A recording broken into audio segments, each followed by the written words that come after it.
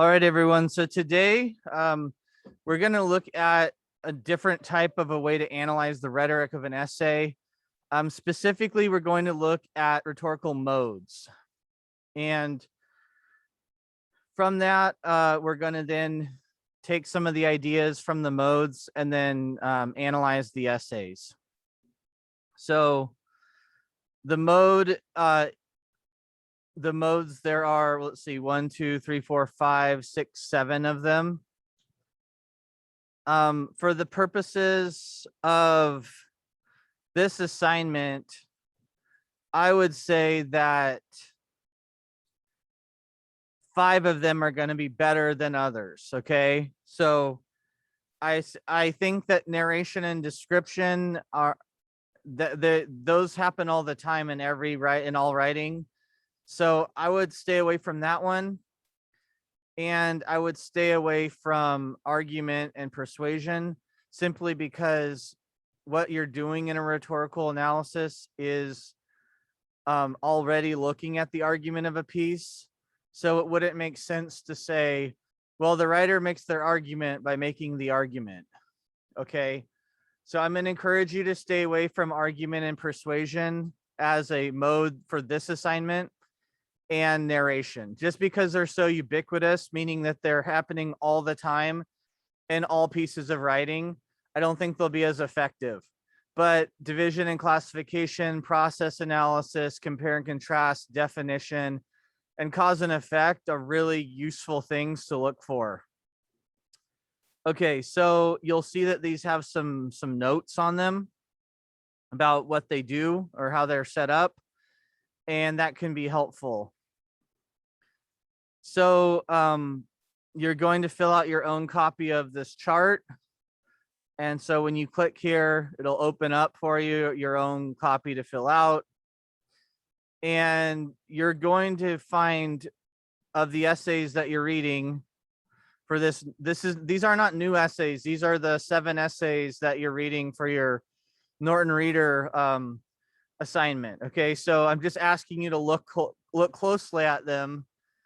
Because you're going to end up writing about an essay or multiple essays that you're reading now. So I want to make sure that you have some close reading and some insight into those essays before you pick which one you want to write about.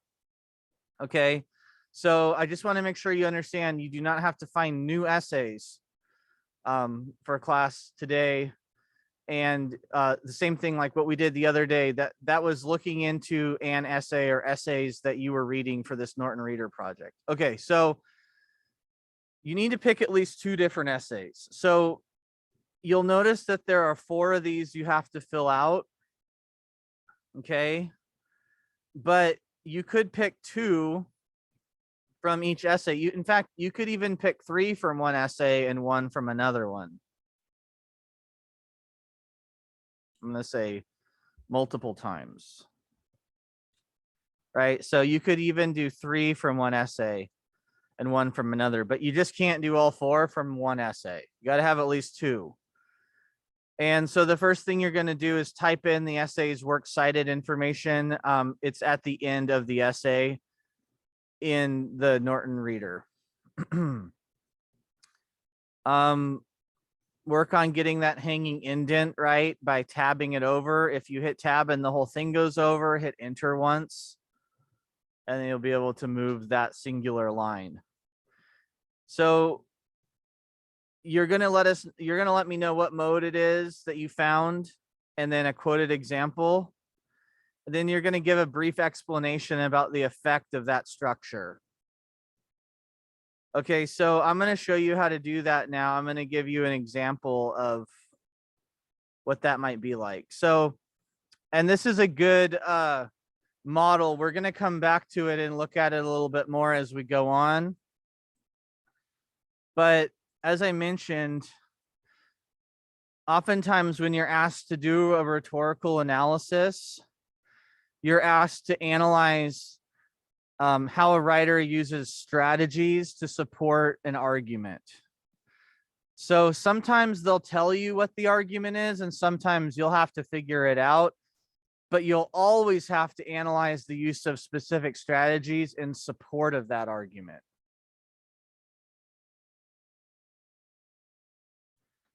All right, see if I can make this a little bit bigger. Okay. Researchers at the State University of New York at Buffalo are experimenting with a genetic technology through which they can choose the colors that appear on butterfly wings. The announcement of this in 2002 led writer Matt Richtel to conjure a brave new advertising medium.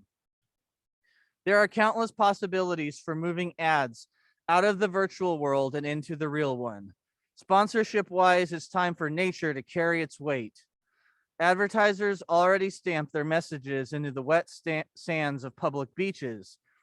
Cash-strapped municipalities hope corporations agree to fix their company logo on parks in exchange for dollars to keep the public spaces maintained. The sheer popularity of simulating nature or using nature as ad space demands that we acknowledge, even respect their cultural importance, suggests Richtel. Culturally important, yes, but the logical extension of synthetic nature is the irrelevance of true nature, the certainty that it's not even worth looking at. True, our experiences of natural landscape often occurs within an automobile looking out, as Elaine Brooks said. But now, even that visual connection is optional. A friend of mine was shopping for a new luxury car to celebrate her half-century of survival in the material world. She settled on a Mercedes SUV with a global positioning system. Just tap in your destination and the vehicle not only provides a map on the dashboard screen, but talks you there. But she knew where to draw the line. The salesman's jaw dropped when I said I didn't want a backseat television monitor for my daughter, she told me. He almost refused to let me leave the dealership until he could understand why. Rear seat and in-dash multimedia entertainment products, as they are called, are quickly becoming the hottest add-on since rearview mirror fuzzy dice. The target market, parents who will pay a premium for a little backseat piece. Sales are brisk. The prices are falling. Some systems include wireless infrared connected headsets. The children can watch Sesame Street or play Grand Theft Auto on their PlayStation without bothering the driver. Why do so many Americans say they want their children to watch less TV, yet continue to expand the opportunities for them to watch it?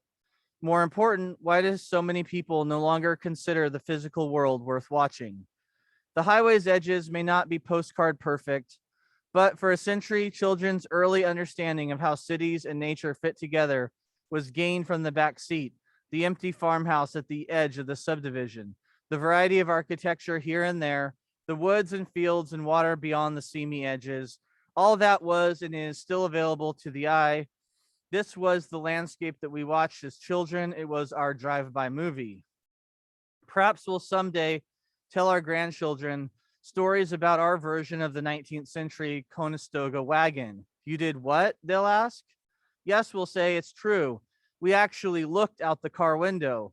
In our useful boredom, we used our fingers to draw pictures on fogged glass as we watched telephone poles tick by. We saw birds on the wires and combines in the fields. We were fascinated with roadkill, and we counted cows and horses and coyotes and shaving cream signs. We stared with a kind of reverence at the horizon as thunderheads and dancing rain moved with us. We held our little plastic cars against the glass and pretended that they too were racing towards some unknown destination. We considered the past and dreamed of the future and watched it all go by in the blink of an eye. Okay, so this is from a book that Richard Louv wrote called Last Child in the Woods. And the prompt for this assignment, this was from the advanced placement AP rhetoric class, but it's the same assignment that you essentially would have to do in this class. It's a rhetorical analysis. The prompt asks that you would read the passage and in a well-developed essay, analyze the rhetorical strategies Louv uses to develop his argument about the separation between people and nature. So they don't tell you what his argument is, but they do say the topic of it, which is the separation between people and nature. Now, let's go back and look at this assignment. So this assignment's basically saying to see if we can find a mode that's used structurally to support the purpose or argument of the essay. And so I've already gone in and put in my works cited information here. You'll notice that I left off print here. Well, because in MLA 9, which came out this year, you no longer have to put that. So if you'll see that it says print at the end, you don't have to type that part in. Okay, so I've got his name, the title of the book, and the publisher, the date, and where it was published. Okay, so now what I want to do is think about what mode Richard Louv used or uses. And I'll tell you that there are multiple ones that he uses throughout this piece. So even if one of your essays falls under the category of compare and contrast or definition, don't feel like that's the only thing you can use for this assignment, because in fact, good writers probably use a variety of these modes structurally to help get their point across. And I think the one I'm going to talk about here is compare and contrast. So I'm going to say he uses compare and contrast.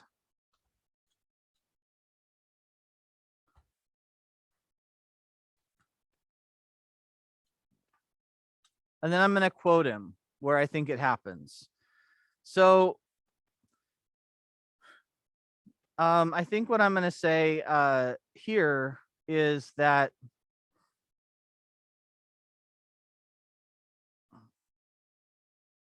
I'm going to use this whole thing, but I tell you what I'm going to do is I'm not going to actually quote it all. So I'm going to put it in here.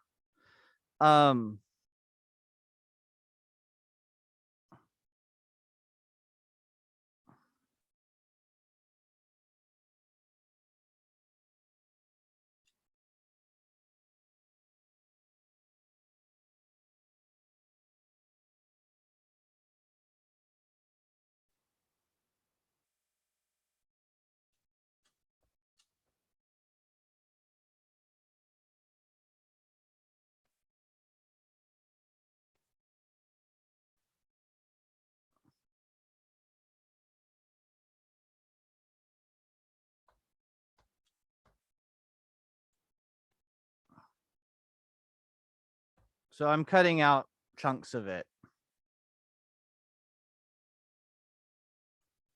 And in this case, mine doesn't have a page number. So I'm just going to put the author's last name here. So what I have here is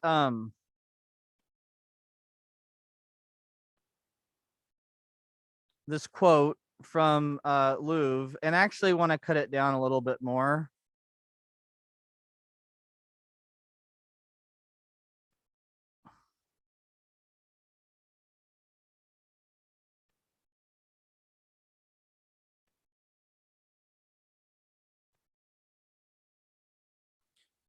And so I'm going to leave it at that. I think I could cut this down more. And if I was to actually use this in an essay, I might actually cut a little bit more out.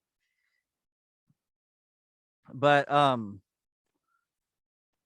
this is my quote. This is my example of compare and contrast. Now I need to explain the structure, the effect of it. And what I want to do here is I don't want to write a lot. Okay. I don't want you guys just to do a brain dump of whatever you think it might be doing. I want you to think about it. And I want you to carefully consider what argument or basically like what the author is presenting in the essay, what they're trying to communicate, and how this structure might lend itself to helping them get it done. So in this case, by comparing the past or the present situation involving humans, involving people's disconnect with nature by providing anecdotes about car television and synthetic butterfly patterns.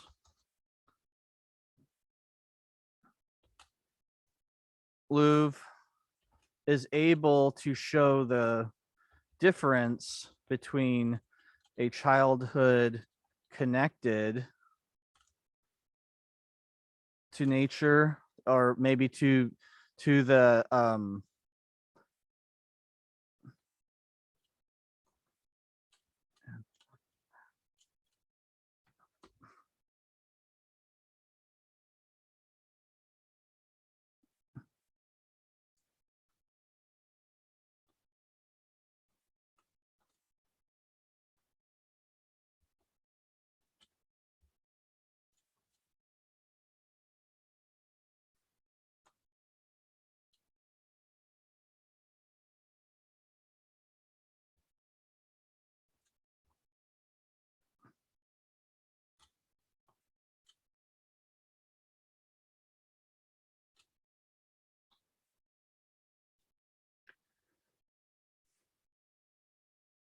okay, by comparing the present situation involving people's disconnect with nature, by providing anecdotes about car television and synthetic butterfly patterns, Lou is able to show the difference between experiences of connection to the natural world and the contemporary world that increasingly is not.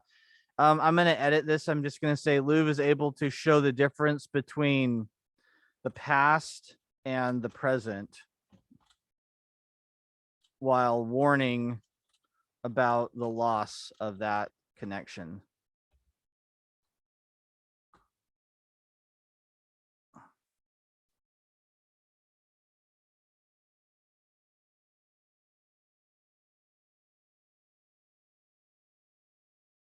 By comparing the present situation involving people's disconnect with nature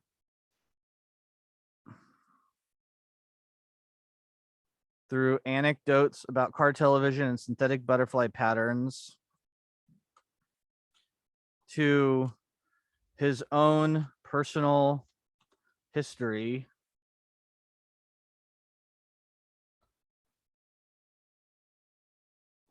Louvre is able to show the difference between the past and the present while warning about the loss of that connection. So I think that's all right. I think that's kind of what he's doing with this piece. His argument is essentially a warning, and he's essentially saying how as life becomes more synthetic, nature loses its importance to us, and then we don't have anything. But the purpose of this assignment isn't for you to do really a full rhetorical analysis. It's just for you to find one example and think about how it supports the structure. So in this case, he's using compare and contrast. Here's an example of he writes about his past. And you could, between past and present, technology and nature. You could do something like that. You could make it more specific to what the compare and contrast is about. And then you have this example that you find. In this case, this is him sort of elaborating on the contrast of what the car ride would have been like before television and before the sort of, synthetic reality that people experience nature through. And so I kind of tried to summarize that here. But basically, the way he's using compare and contrast in his essay is he's trying to show the difference. And so he's comparing the two things, right? And if you think about it, the basis of comparison. So if we look at this modes, right, and we'll find that the basis of comparison here is really important.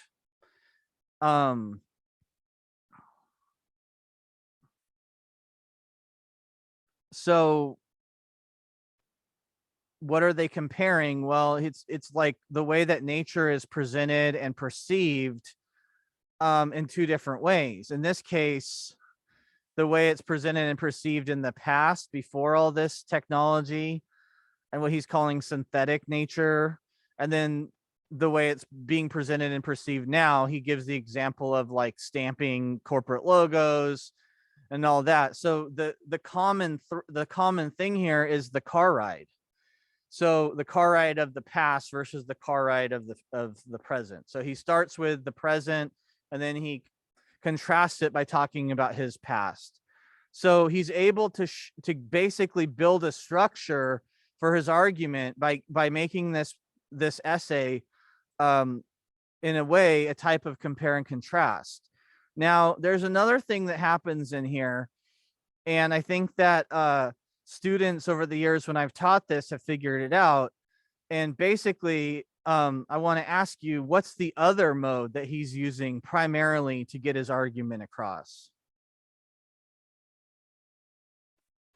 Yeah, I would say it's cause and effect, because he's essentially warning about what happens if we lose connection with nature. So on this particular thing back in 2013, students who were able to point out that he was talking about cause and effect were really successful in analyzing it, because he's talking about, you know, what could happen if we lose connection with nature. And it's a little bit subtle, because he doesn't come out and hit you over the head with a 2x4, but you know, he basically sets it up here early on by giving us these kind of like weird sci-fi examples. And then he says the logical extension, which is another way of saying the effect. What's going to happen if this keeps happening is that synthetic nature will make true nature irrelevant or not even worth looking at. So then he gives all these examples of how that could be, such as television screens and not being connected. And he's basically comparing and contrasting the past experiences with what's happening in the present. So you have what you have here. And the reason I like to use this as an example is you have a really interesting hybridization between a cause and effect essay and a compare and contrast essay to make an overall argument about people's relationship to nature. So the point I'm trying to get at is that when you do this, even if your essay is listed under definition, you might find examples of cause and effect, or you might find examples of compare and contrast. Just make sure when you do this that it's clear to me how this is an example of it. So in this case, I said he uses compare and contrast between past and present, technology and nature. And so by him listing the past here, I can see how he would be contrasting that with something else. This is really him contrasting how the past was different. But if I can't tell from your quote, you need to explain it here so I can figure it out. But what you're doing here is really you're explaining how it supports the structure of the argument. What is the effect of the structure? So how does, you know, in this case, cause and effect support his, you know, his strategy or what he's trying to accomplish? So make sure that in this section here, you give me a sentence or two about how that mode is helping him accomplish his argument or get his point across. Okay, so that's what you're going to do. You're going to do 4 of these total. And I'm going to continue meeting with students about their essays. Good luck.